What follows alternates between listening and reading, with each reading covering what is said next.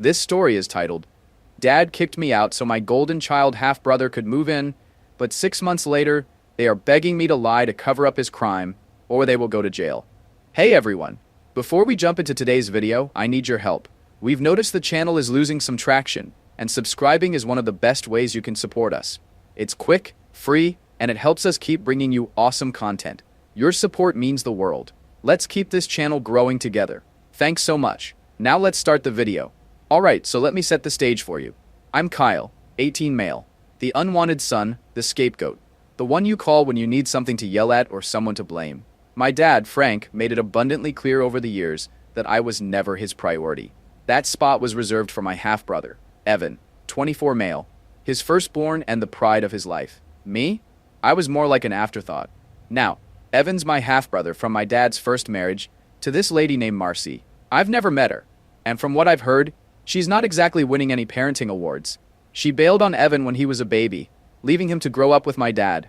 Naturally, Dad overcompensated for Marcy's absence by putting Evan on a pedestal so high, I'm surprised he didn't get altitude sickness. Meanwhile, I came along years later, the result of Dad's second marriage to my mom, Laura, a wonderful woman who, unfortunately, had the misfortune of marrying Frank. Let's talk about Evan for a second.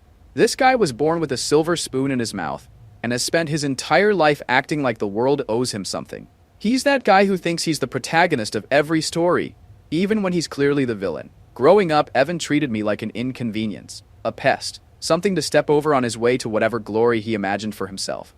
And Dad? Oh, Dad encouraged it. He thought it was character building for me to deal with Evan's constant bullying. Boys will be boys, he'd say with a shrug whenever I complained.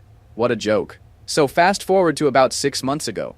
I'm gearing up for my final year of high school, dreaming about the day I can finally escape this dysfunctional circus and head off to college. Life at home wasn't great, but I was managing. Then, out of nowhere, Dad calls me into the living room with this big grin on his face like he's about to announce something amazing. Kyle, he says, I've got great news. Evan and his family are moving back in. Now, when he said Evan and his family, he meant Evan, his wife Mia, and their toddler Ethan. I didn't even know how to respond at first. Like, why would Evan, a grown man with a job, a wife, and a kid, move back in with his dad? Turns out Evan had fallen on hard times. Translation: he got fired because he couldn't show up to work on time, and Mia didn't want to get a job because she's a stay-at-home mom. So instead of being adults and figuring out their own living situation, they decided to mooch off Dad. And of course, Dad was thrilled to oblige. Evan moving back in wasn't just a minor inconvenience for me. No, it meant I had to leave. That's right. Frank wanted me to pack up and get out of the house to make room for Evan's little family. According to Dad, Ethan needed a nursery, and Mia needed the guest room. You're 18 now, he said. Like that somehow made it okay to throw me out on the street. I tried to reason with him. Why can't they just take the guest room and leave my room alone? I asked. It was a fair question, but Dad wasn't having it. They need more space, he said. You're practically an adult. It's time for you to stand on your own 2 feet. Stand on my own 2 feet? Are you kidding me? I was still in high school. I wasn't exactly in a position to start renting my own place, but Frank didn't care. He gave me 2 weeks to figure it out, and if I didn't leave by then, he said he'd call the cops on me. I'm not even exaggerating. He literally threatened to call the police on his own son. So, there I was, scrambling to find a place to live. I didn't have many options. Most of my friends' parents weren't about to take in an extra teenager, and I didn't have enough money saved up to rent a place on my own. In the end, I called my grandparents, Ruth and Henry, my mom's parents. They were furious when they heard what was happening. Ruth was ready to march over to Dad's house and give him a piece of her mind, but I told her it wasn't worth it. Frank was a lost cause. They came to pick me up in their truck, and I spent a full day packing up my stuff. Frank didn't even say goodbye when I left. He just stood in the doorway with his arms crossed, looking annoyed that I wasn't moving fast enough. Evan and Mia hadn't arrived yet, but I could already imagine the smug look on Evan's face when he walked into my room and saw it empty. Ruth and Henry were absolute gems. Kind, supportive, the polar opposite of Frank. But let me tell you, commuting an hour each way to finish high school while living with them wasn't exactly a walk in the park. It's funny though, when you're used to living in chaos, even the most inconvenient situations feel like paradise. So yeah, that's how I got kicked out of my own house to make room for the golden boy and his freeloading family. It was the lowest point of my life, but little did I know, things were about to get a whole lot more interesting. And let me tell you, this story's just getting started. Back at the ranch, aka Dad's house, Evan and his freeloading circus were moving in, and settling comfortably into my room. I didn't hear much from Dad, and honestly, that was a blessing. But every once in a while, I'd get an update through the family grapevine, usually from my Aunt Janet, who lives nearby. Janet has no filter, and she delights in gossip, so she was more than happy to spill the tea. According to her, Evan wasted no time making himself at home. My room was turned into a nursery for Ethan, because apparently toddlers need the biggest room in the house, and the guest room became Evan and Mia's private sanctuary. Dad, of course, was bending over backward to make everything perfect for his golden boy. He even bought a new crib, a bunch of toys, and some fancy baby monitor system. Keep in mind, this is the same guy who wouldn't even buy me a skateboard when I was 12 because it was too expensive. But the best part? Evan wasn't just freeloading. He was doubling down on being a pain. See, the reason he and Mia moved back in wasn't just because they wanted free rent, although that was a big part of it. The real reason? Evan got fired from his job at a marketing firm. Turns out, showing up late, missing deadlines, and arguing with your boss isn't a great way to keep a job. Who knew? Mia wasn't exactly helping their situation either. She's one of those influencer mom types. You know, the kind who posts curated Instagram photos of her perfect life while the real world around her is falling apart. She refused to get a job, claiming that being a stay-at-home mom was a full-time gig. I'm not saying parenting isn't hard, but come on. When you're living in someone else's house because you can't pay your bills, maybe consider contributing. Just a thought. Of course, Dad didn't see it that way. In his eyes, Evan and Mia could do no wrong. If anything, he was thrilled to have them back under his roof. According to Aunt Janet, Dad was constantly bragging about how he was helping his family in their time of need, like he was some kind of saint. Meanwhile, I was the ungrateful son who abandoned him. Yeah, because getting kicked out is totally the same as abandoning someone. So, life with Ruth and Henry was pretty peaceful, at least until Evan's freeloading started to ripple out into the rest of the family. It began with little things, like Aunt Janet mentioning that Dad was asking her for money. Apparently, supporting Evan and his family was a bit more expensive than he anticipated. Shocker. Then one day, Ruth got a call from Dad himself. I wasn't home at the time, but when I got back, Ruth looked furious. "Your father called asking for money," she said, shaking her head. "Can you believe that? After what he did to you?" I honestly wasn't surprised. "What did you say?" I asked. "I told him no, of course," Ruth replied. "And I told him he should be ashamed of himself for throwing you out while bending over backward for Evan." I couldn't help but laugh. Ruth might be sweet, but when she's mad, she doesn't hold back.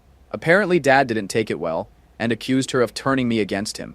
The man has a gift for missing the point entirely. Meanwhile, Evan's entitlement was reaching new heights. Janet told me about a barbecue Dad hosted a few weeks after Evan moved in. It was supposed to be a small family gathering, but Evan turned it into a full-blown celebration of himself. He spent the entire evening talking about how hard it was to find work in this economy, how Mia was such a great mom, and how they were lucky to have Dad's support. He didn't mention me once, not even to explain why I wasn't there. Janet, being Janet, decided to stir the pot a little. "It's a shame Kyle isn't here," she said, loud enough for everyone to hear. "I bet he'd love to see how you've taken over his room." Evan's response? "Well, Kyle's an adult now. He should be out on his own anyway." I don't know why, but that hit me harder than it should have. It wasn't just the words. It was the sheer audacity of Evan acting like he was somehow above me, like I was the problem and not him. It was infuriating. The final straw came a couple of months later when Dad surprisingly called me. I hadn't spoken to him since I moved out, so I wasn't exactly eager to pick up, but out of curiosity, I answered. "Hey, Kyle," he said, his tone awkward. "How's it going?" Fine," I replied, already suspicious. "What's up?" "Well, I was just wondering, do you think you could help out with something?" "Here it comes," I thought. "What kind of help?" I asked, keeping my tone neutral. "It's just, things are a little tight right now with Evan and Mia here," he began, and I immediately felt my blood pressure rise. "I was wondering if you could maybe ask your grandparents for a little assistance." I couldn't believe what I was hearing. "You want me to ask Ruth and Henry for money so you can keep supporting Evan?" I said, my voice dripping with disbelief. "Well, it's not just for them," Dad said quickly. "It's for the family." "No, it's for Evan," I shot back. "And you know it." The conversation didn't last much longer. I told him I wasn't going to ask Ruth and Henry for anything, and he hung up in a huff. Later, when I told Ruth about the call, she laughed. "That man has some nerve," she said. "Don't you worry about a thing, Kyle. You're better off without him." She was right, of course. But even so, I couldn't help feeling a mix of anger and sadness. Frank wasn't just a bad dad. He was a bad person. And the worst part? He didn't even realize it. Life went on, and I did my best to focus on school and my future. I thought I'd adjusted to my new normal. It wasn't ideal. Commuting to school was a hassle, and I had to juggle part-time work to save up for college, but it was peaceful. Ruth and Henry were amazing. They didn't just provide a roof over my head. They made me feel like I belonged. But here's the thing. The chaos from my dad's house had a way of creeping back into my life, no matter how far away I was. This time, though, it wasn't about Evan's freeloading or Frank's audacity. It was about Marcus. Now, let me tell you about Marcus. He's the CEO of a mid-sized tech company, a friend of my late mom, and honestly, more of a dad to me than Frank ever was. After my mom Laura passed away, Marcus stayed in touch with me. At first, I thought it was just out of respect for her, but over time, I realized Marcus genuinely cared. He'd check in with me regularly, asking about school, my plans for the future, and if I needed anything. The guy's a class act. When my mom got sick, Marcus was one of the few people who actually showed up to help. He was there for her treatments, helped with the bills, and even arranged a few things at his company, so Frank could work more flexible hours. Frank, of course, used that flexibility to watch football and take naps instead of being there for my mom. Classic Frank. One of the things I appreciated most about Marcus was that he never made me feel like a burden. He didn't smother me or act like he was trying to replace my dad. He just stepped up where Frank failed. After my mom passed, Marcus told me, "If you ever need anything, Kyle, my door's always open." And he meant it. Over the years, Marcus became the person I turned to when I needed advice or just someone to talk to. When I was applying for colleges, he helped me navigate the process. When I got my part-time job, he taught me how to budget. And when Frank kicked me out, Marcus was one of the first people I told. "I'm not surprised," Marcus said at the time. "Your dad's always been short-sighted, but don't let his choices hold you back, Kyle. You're better than that." His support meant the world to me, especially because I didn't have much of it from anyone else in my immediate family. Sure, Ruth and Henry were great, but Marcus understood what it was like to deal with Frank on a deeper level. After all, he was technically Frank's boss. That's right, Frank worked for Marcus. Or at least he did until recently. Now let's fast forward to the day everything started unraveling. I was at school, going through the motions of another exhausting day, when my phone buzzed. It was a text from Marcus. "Hey Kyle, can we talk later? Something's come up and I think you should know about it." I didn't think much of it at first. Marcus was the type to keep me in the loop about things, so I figured it was just a casual check-in. But when we finally talked, I realized it was anything but casual. "Kyle," he said, his tone serious. "There's been an incident involving your dad and Evan." Great. Just what I needed. More drama from those two. "What happened?" I asked, bracing myself. Marcus sighed. "Evan's been stealing from the company." Wait, what? I knew Evan was entitled and lazy, but I didn't think he'd be dumb enough to steal. "Are you serious?" I asked. "What did he do?" "Over the past few months, he's been skimming money from client accounts," Marcus explained. "It's not a small amount either. We're talking thousands of dollars. And to make matters worse, your dad vouched for him when we hired him. Now Frank's under suspicion too." I couldn't believe what I was hearing. Evan was always pulling stunts, but this was next level. And Frank? He might not have been directly involved, but he definitely enabled Evan's behavior. Marcus hadn't reported them yet. He could have gone straight to the police, but out of respect for my mom, he was holding off. "I wanted to give them a chance to make it right," he said. "But they're running out of time. If they don't pay back what they stole, I won't have a choice." I was furious, but also weirdly vindicated. For years, Frank had treated Evan like he could do no wrong, and now it was blowing up in his face. I thanked Marcus for letting me know, and told him I'd keep him updated if Frank or Evan reached out to me. Sure enough, it didn't take long for Frank and Evan to come crawling. A few days later, they showed up at Ruth and Henry's house unannounced. I was in the middle of studying when Ruth called me to the living room. "Your dad's here," she said, her tone dripping with annoyance. I walked in to find Frank and Evan sitting on the couch, looking desperate. It was the first time I'd seen them in months, and honestly, they looked like crap. Evan's usual smugness was gone, replaced by a nervous energy that made him look like a kid caught stealing cookies. Frank, on the other hand, looked defeated, like he knew he'd screwed up but wasn't ready to admit it. "Kyle," Frank started, his voice shaky. "We need your help." I crossed my arms and leaned against the doorframe. "With what?" "It's about Marcus," Evan said, jumping in. "You're close to him, right? He likes you. He trusts you." "Yeah, so?" I asked, already knowing where this was going. Evan hesitated, glancing at Frank for backup. "We need you to talk to him," Frank said. "Convince him that this was all a misunderstanding. Tell him we were using the money for your college fund or something." I couldn't believe what I was hearing. "You want me to lie for you?" I asked, my voice rising. "After everything you've done to me?" "It's not lying," Frank said quickly. "It's bending the truth." Kyle, we're family. Family helps each other. Funny, I said, laughing bitterly. Because you've never helped me. You threw me out to make room for Evan, remember? Frank had the audacity to look hurt, like I was the bad guy here. That was different, he said. This is serious. If Marcus doesn't believe us, we could go to jail. I stared at them for a moment, taking it all in. The desperation, the entitlement, the sheer audacity of their request. Then I said the one thing they didn't want to hear. No. Their reactions were priceless. Evan's face turned red, and Frank started stammering, trying to guilt-trip me. Kyle, please, he begged. Don't do this. You're my son. Yeah, I said. But you've never acted like my dad. I'm not going to help you. End of discussion. After walking out on Frank and Evan's ridiculous request, I was feeling a mix of emotions.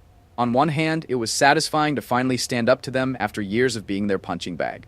On the other hand, I couldn't shake the sheer audacity of their scheme. They seriously thought I'd swoop in and save them with some bogus story about a college fund? Unbelievable. The next couple of days were quiet, or so I thought. Frank wasn't about to let me off the hook that easily. Sure enough, my phone buzzed with a text from an unfamiliar number. It was Frank. Kyle, we really need to talk. This is serious. Please call me. I rolled my eyes and ignored it. But Frank wasn't done. He started calling from different numbers, leaving voicemail after voicemail. They all followed the same script. Guilt trips, desperate pleas, and a sprinkle of, "You're my son, Kyle. Family helps family." I blocked every number he used. I was done. If he and Evan wanted to weasel their way out of this mess, they'd have to do it without me. But Frank was persistent. When he couldn't get through to me, he tried going through Ruth and Henry. One evening, while I was upstairs studying, Ruth called me into the kitchen. "Kyle," she said, her tone tight, "your father left a message on the landline." Of course he did. "What did he say?" I asked. "He wants us to convince you to help him," Ruth replied. "He says they're in big trouble, and you're the only one who can fix it." I let out a bitter laugh. "Fix it? He's delusional." Henry, who was sipping coffee at the table, chimed in. "You're not getting involved in this nonsense, are you?" "Not a chance," I said. "They're on their own." Ruth sighed. "Good, because whatever mess they've made, it's not your responsibility, and it's certainly not ours." A few days later, Evan decided to try his luck. I was at work when he showed up at Ruth and Henry's house unannounced. Ruth called me after he left to fill me in. "That boy has no shame," she said.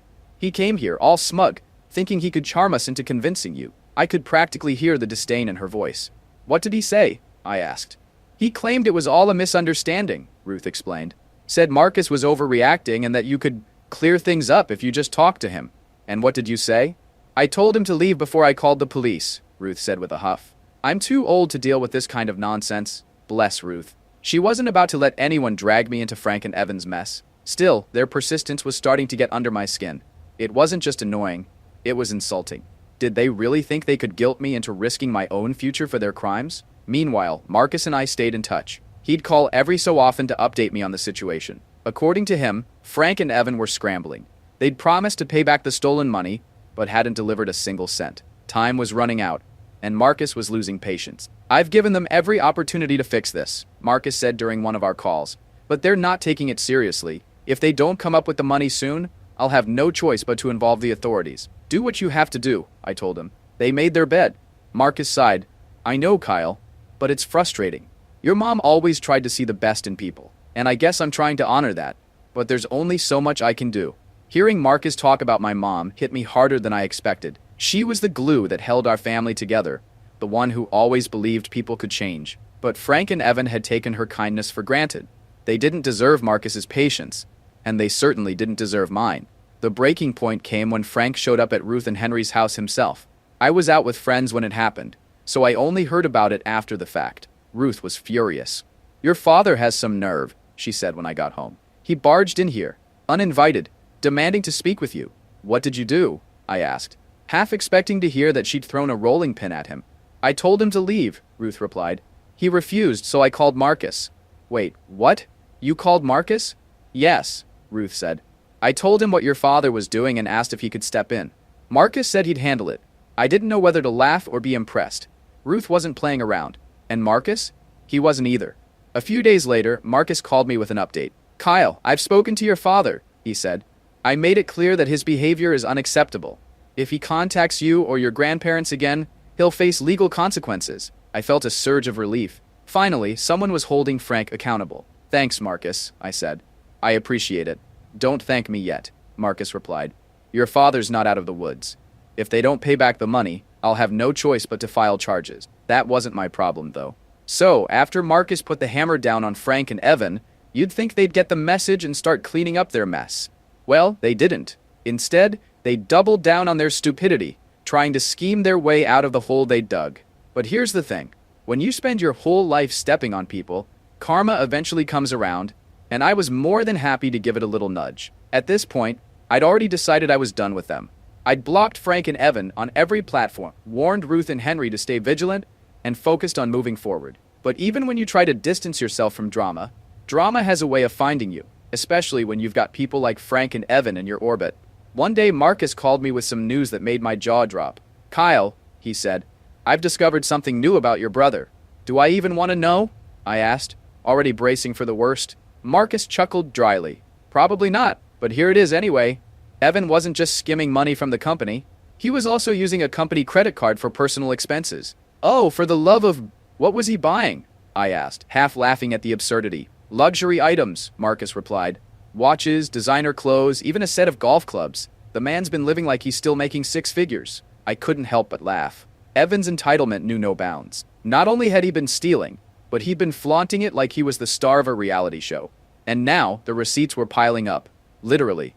Marcus was done playing nice. "I've given them every chance to make this right," he said. "But they've ignored every warning. It's time to take this to the next level."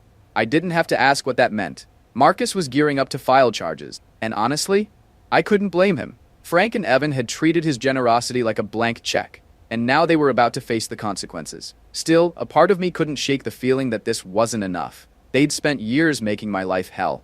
It was time for them to understand what it felt like to be on the receiving end. That's when I had an idea. You see, Evan had always been obsessed with his image. He wanted people to think he was successful, charming, and untouchable. The truth, of course, was the opposite. So I decided to hit him where it hurt the most: his reputation. Step 1 was gathering evidence. Marcus had already shared some of the details with me, but I knew there was more out there. With his blessing, I started digging. I found old emails, expense reports, and even a few social media posts where Evan had bragged about his business success, while posing with items he'd clearly bought with stolen money. The dude couldn't help himself. Step 2 was telling the story. I wasn't about to post a public takedown or anything, but I knew there were key people in Evan's life who needed to know the truth. First on the list, Mia. Now, Mia and I were never close, but I'd always felt bad for her. She married Evan thinking she was getting Prince Charming, only to end up with a freeloading con artist. I figured she deserved to know the full extent of his lies, so I sent her a carefully worded email with all the receipts. It didn't take long for her to reply. "Thank you for telling me this," she wrote. "I knew Evan was struggling, but I had no idea it was this bad. Ethan and I are staying with my parents now. I don't think we'll be coming back." Well, that was one bridge burned. Evan's family was officially out of the picture. But I wasn't done yet. Next on my list were some of Evan's old friends, the ones he used to hang out with back when he was still pretending to be a hotshot. These were people who'd always bought into his act, cheering him on like he was the second coming of Steve Jobs. I figured they'd be interested to know the truth, so I sent a few anonymous messages with links to the evidence. The fallout was swift and brutal. Within days, Evan was a pariah. His friends stopped returning his calls, his social media accounts went dark, and word started spreading through our extended family. Aunt Janet, of course, was the first to call me about it. "Kyle, have you heard about Evan?" she asked, her voice dripping with excitement. "Yeah, I've heard," I replied, trying to sound nonchalant. "Well, let me tell you, everyone's talking about it," Janet said. "He's ruined, Kyle. Absolutely ruined." I could hear the glee in her voice, and I couldn't help but smile. For once, it felt like the universe was on my side. Meanwhile, Marcus officially filed charges against Frank and Evan. The legal process was slow, but the damage was already done. Frank lost his job, his reputation, and most of his friends. Evan, on the other hand, was scrambling to figure out how to pay back the stolen money. Probably won't and will end up in jail soon. While dealing with the fallout from his shattered social life, it was like watching a house of cards collapse in slow motion. Ruth and Henry, ever the voices of reason, reminded me not to dwell too much on their downfall. "Focus on your own success, Kyle," Ruth said one evening. "That's the best revenge you can have." She was right, of course, but I couldn't help feeling a little satisfied, knowing that Frank and Evan were finally facing the consequences of their actions. As for me, life was finally looking up. With Marcus's help, I landed a paid internship at his company, which was a huge step toward building my future. Ruth and Henry continued to support me, both emotionally and financially, as I prepared for college. And for the first time in years, I felt free from the weight of Frank and Evan's toxicity. Looking back, I realized that their downfall wasn't just about karma, it was about reclaiming my power. For years, they'd treated me like I was nothing. But now, I was the one in control. And let me tell you, it felt damn good. Evan and Frank may have thought they could skate through life without consequences, but the truth always catches up with people like them. In the end, they weren't just exposed, they were defeated. And me? I came out of it stronger, smarter, and ready to take on the world. If that's not a victory, I don't know what is.